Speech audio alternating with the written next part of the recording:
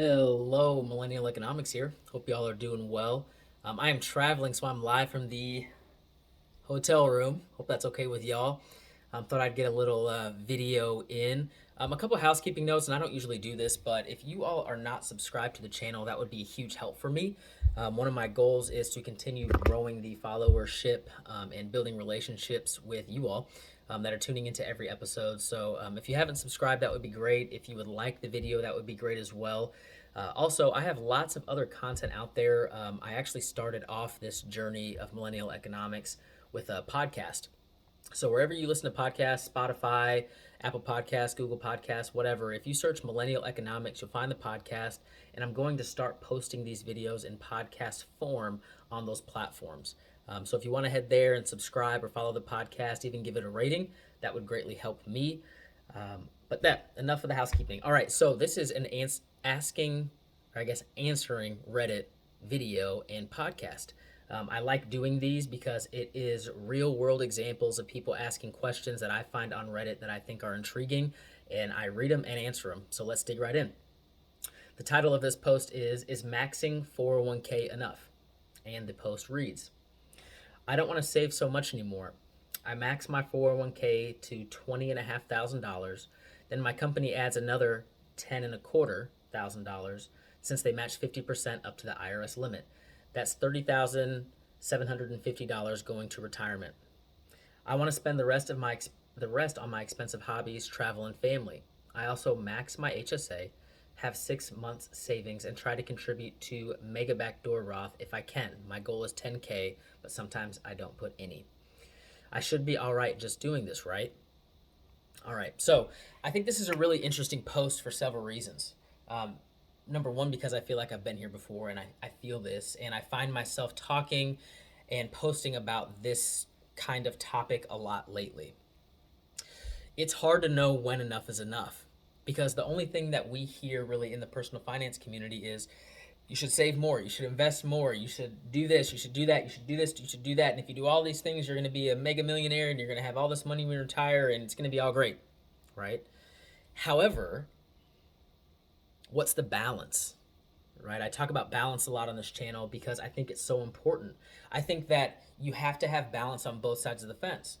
I think that you shouldn't spend all of your money in the now. You shouldn't just live for the now because then you're mortgaging the future. But you also shouldn't just live for the future because then you're not enjoying the money that you have now, and you're working hard for this money, and there's so many things to enjoy in life, whether it's personally or with your family like this person is talking about. So I like talking about balance a lot to empower you all to feel okay to have that balance because sometimes it's hard to feel okay spending some of the money you make, which seems odd, right? Again, I also want to empower the people that don't invest or don't look to the future at all. I want to empower them as well to say, hey, it's okay to take some from the now and invest it in the future. There has to be that balance. So when I am reading this post, it's clear that this person has their ducks in a row. I wish that they would have posted how much they actually make every year. So that would be interesting. And maybe we can kind of deduce that. Maybe not. No, we can't because they didn't use percentages. But I wish they would post how much they make because that would give us a better idea of what we're working with. You know, if this person makes $70,000, well, that's a whole different story than if they make $500,000, right? And they're investing this amount of money into retirement or into their 401k. But what I would say is this person has a good understanding of how to invest for the future. You know, if we use a compound interest calculator, which I haven't for these figures, but this person's going to have well over $1,000,000 depending on their age by the time they retire. I'm just guessing, and let's just say, as this example, let's just say this person's in their 30s, right? So maybe they have 25 to 35 years left of investing. If they invest this amount of money every year, they are certainly going to have several millions of dollars when they retire, right? To have a comfortable retirement. So I think that we can get that out of the way. I also want to come back to discussions that I usually have of goals. But what is this person's goal? And I think that if this person was able to establish what goal they're shooting for, this answer would come a lot easier to them, right? So let me give you an example. If this person says, I just want to have a comfortable retirement where I can maintain the same lifestyle that I have now and nothing more. I don't have really any extravagant plans or goals for my retirement. then yeah, what this person's doing is absolutely sufficient. If this person's goal is, I want to retire early, I want to retire in 10 years and I want to put every penny that I have into that goal because that's really important to me, well, then maybe this isn't enough. Maybe they need to be investing more. Maybe they need to do some things outside of a 401k or a Roth IRA like they're talking about here, right? So this is why personal finance is so personal, because we each have different lifestyles, we each have different goals, we have different incomes, we have different jobs, we have different family situations, right? So that's what I would say to this person. I would say define your goal. Take some time, sit down, write what those goals are, figure out what you want to do with your life, and let that goal dictate your actions. Okay?